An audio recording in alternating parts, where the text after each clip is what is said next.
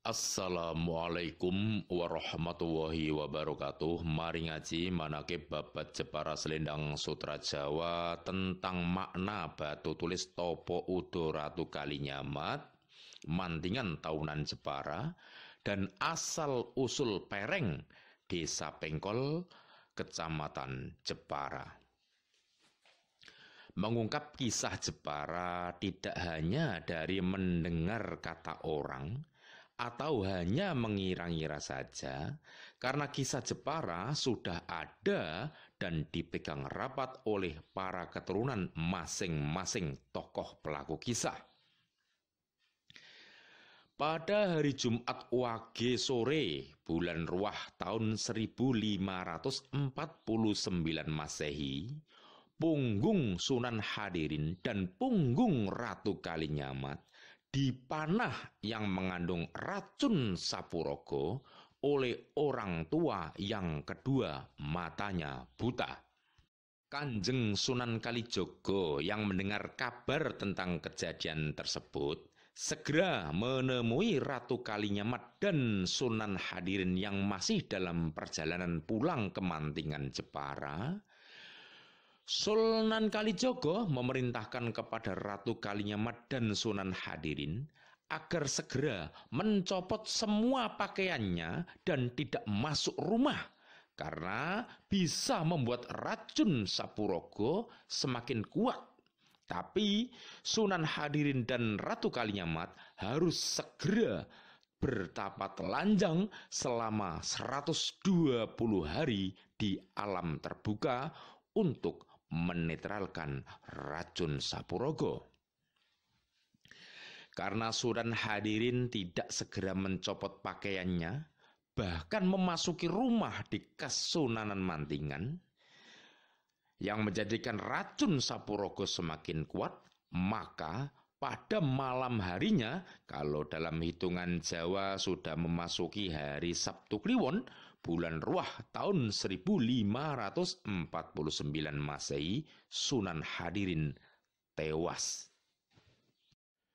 Sedangkan Ratu Kalinyamat tidak memasuki rumah, tapi langsung menuju ke hutan dengan dijaga oleh patih Keraton Kalinyamatan yang bernama Sri Rahayu Anjani.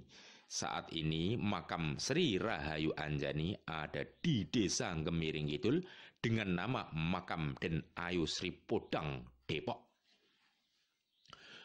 Hutan tempat bertapa Ratu Kalinyamat yang dipilihkan oleh Sunan Kalijogo adalah di hutan di sebelah timur Kasunanan Mantingan, jaraknya sekitar 500 meter ke timur dari Masjid Agung Mantingan.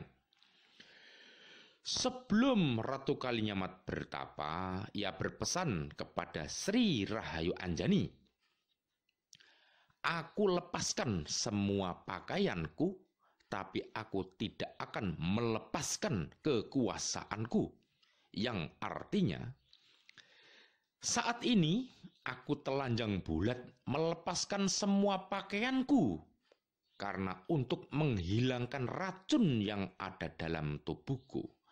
Tapi sebagai Ratu Jepara, setelah sembuh, aku tidak akan berkhianat kepada rakyatku dengan melepas kekuasaanku di saat Jepara sedang ada masalah dan butuh seorang pemimpin. Sehingga setelah aku sembuh, aku akan pimpin kembali Jepara menjadi jaya. Lalu Sri Rahayu Anjani menulis pesan Ratu Kalinyamat dengan bahasa sandi di atas sebuah lempengan batu dengan menggunakan pedangnya, sehingga Sri Rahayu Anjani adalah saksi kunci kebenaran Topo Udo Ratu Kalinyamat. Lalu kisah rasa ini hanya diceritakan hanya kepada para keturunan Sri Rahayu Anjani saja secara turun-temurun bersanad. Dan karena Ratu Kalinyamat tahu bahwa yang ingin membunuhnya adalah seorang tua yang kedua matanya buta, dan pasti akan ada adu domba antar keturunan Kesultanan Bintoro, maka Ratu Kalinyamat juga berpesan lagi kepada Sri Rahayu Anjani yang juga ditulis di atas lempengan batu menggunakan kata sandi yang berbunyi, Jayane Nusantara sangka Jepara, jayane Jepara yen crita Jepara dibenerno. Artinya, cerita yang benar tentang Jepara akan rusak karena ada adu domba dan kepentingan pribadi.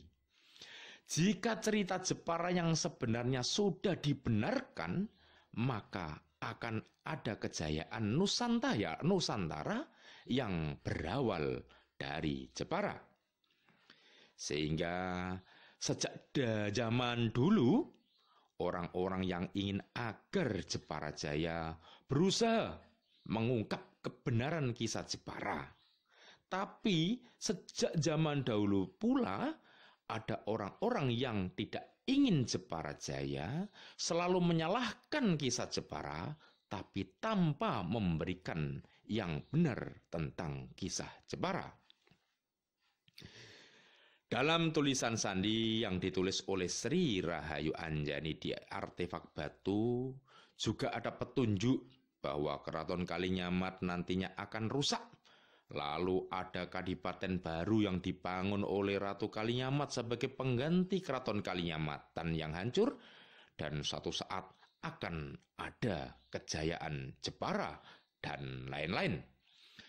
Artefak batu tulis pesan Ratu Kalinyamat masih bisa kita temui di situs Pertapaan Gilang di Desa Mantingan, Kecamatan Taunan, Kabupaten Jepara. Kanjeng Sultan Hadiwijaya yang ingin agar Ratu Kalinyamat perang dengan Jipang mengumumkan, Sultan Hadirin telah dibunuh oleh Arya Penangsang. Lalu Ratu Kalinyamat melepaskan semua harta dan kekuasaannya, lepas dari tanggung jawab kepada rakyat Jepara di saat rakyat Jepara sedang ada masalah besar, dengan bertapa menyembunyikan diri karena tidak mampu melawan Arya Penangsang. Lalu Sultan Hadiwijaya berusaha mencari petunjuk di mana keberadaan Ratu Kalinyamat dengan cara gilang, yaitu melemparkan batu sakti milik Sultan Hadiwijaya yang bernama Batu Gilang ke arah hutan. Batu Gilang artinya batu petunjuk. Jika batu yang dilempar ke hutan tadi kembali ke tangan Sultan Hadiwijaya, berarti Ratu Kalinyamat tidak berada di tempat itu. Tapi jika batu tersebut tidak kembali kepada Sultan Hadiwijaya, berarti Ratu Kalinyamat berada di situ.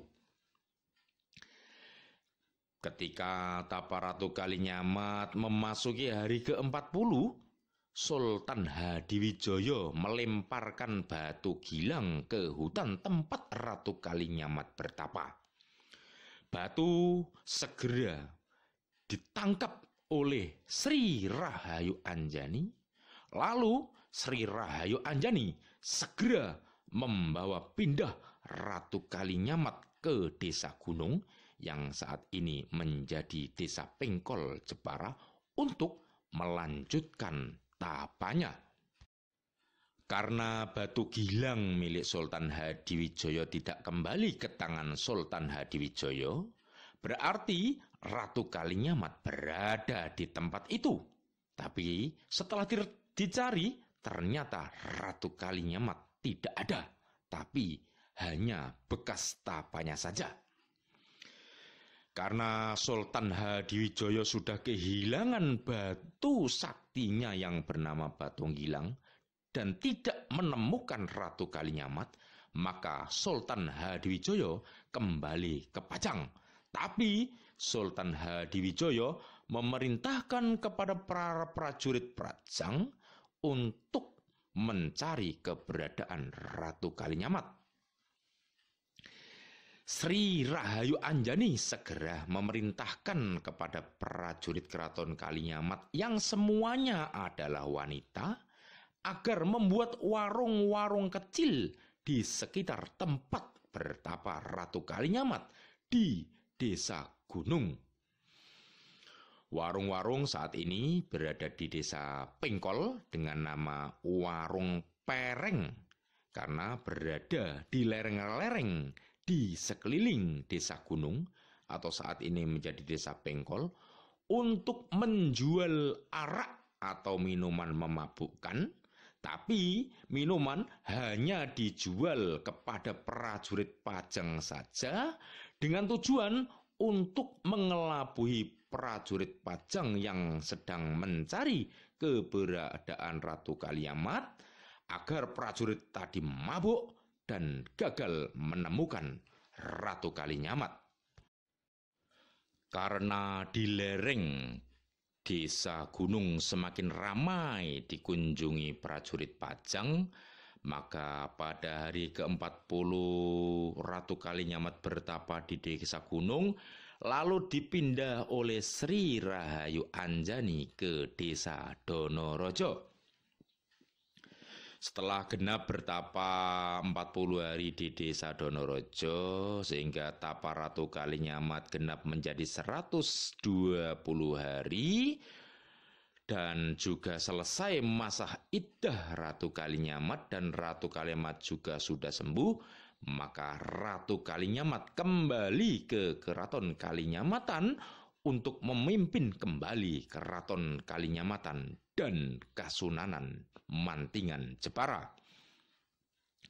Sultan Hadiwijaya yang mendapat kabar kalau Ratu Kalinyamat sudah kembali ke Istana Kalinyamatan langsung menemui Ratu Kalinyamat dan berkata kalau yang berusaha ingin membunuh Ratu Kalinyamat dan telah membunuh Sultan Hadirin adalah Aryo Penangsang.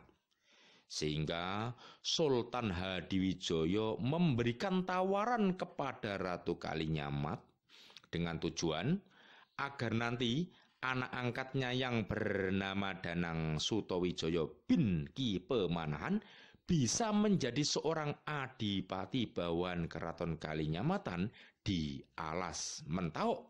Sehingga isi tawaran Sultan Hadiwijaya ke Ratu Kalinyamat adalah siapa saja yang berhasil membunuh Aryo Penangsang akan diberi hadiah oleh Ratu Kalinyamat sebuah kadipaten di Alas Mentawai. Lalu Ratu Kalinyamat menyanggupi tawaran Sultan Hadiwijaya. Dan yang diutus oleh Sultan Hadiwijaya untuk membunuh Aryo Penangsang adalah Danang Sutawijaya yang memang sudah dipersiapkan dari awal. Karena Danang Sutawijaya berhasil membunuh Aryo Penangsang, maka Ratu Kalinyamat memenuhi janjinya membuatkan kadipaten untuk Danang Sutawijaya dengan nama Kadipaten Mataram Islam di Alas Mentawai. Tapi Ratu Kalinyamat juga punya tujuan lain membuat Kadipaten Mataram Islam di Alas Mentawai, yaitu untuk memperluas wilayah Kesultanan Mantingan. Dalam kisah kali ini, kesan yang ada, Sultan Hadiwijaya adalah pengadu domba antara Ratu Kalinyamat dengan Aryo Penangsang. Lalu siapa sebenarnya Sultan Hadiwijaya yang begitu mulia, tapi seakan begitu ingin agar Kesultanan Bintoro dan Kesultanan bawahannya seperti Kalinyamatan dan Jipang menjadi pecah belah? Benarkah Sultan Hadiwijaya adalah dalang kehancuran Bintoro dan semua kesultanan bawahan Bintoro?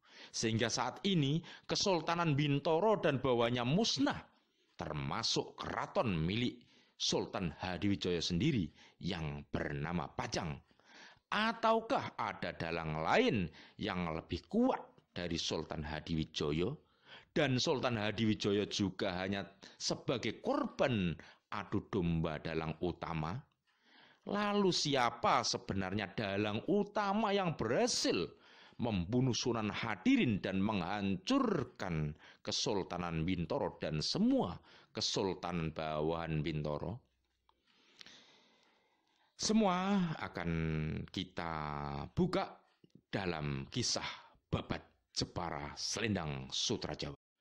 Subscribe dan like channel YouTube Babat Jepara Selendang Sutra Jawa agar bisa secara utuh mengikuti semua kisah yang berhubungan dengan Jepara dan Jawa, termasuk mengetahui siapa dalang utama yang menghancurkan Kesultanan Bintoro dan semua kesultanan bawahan Bintoro, dan juga mengetahui siapa sebenarnya orang tua buta yang membunuh Sunan Hadirin. Kita ketemu dalam kisah yang lain masih dalam Babat Jepara Selendang Sutra Jawa. Assalamualaikum warahmatullahi wabarakatuh.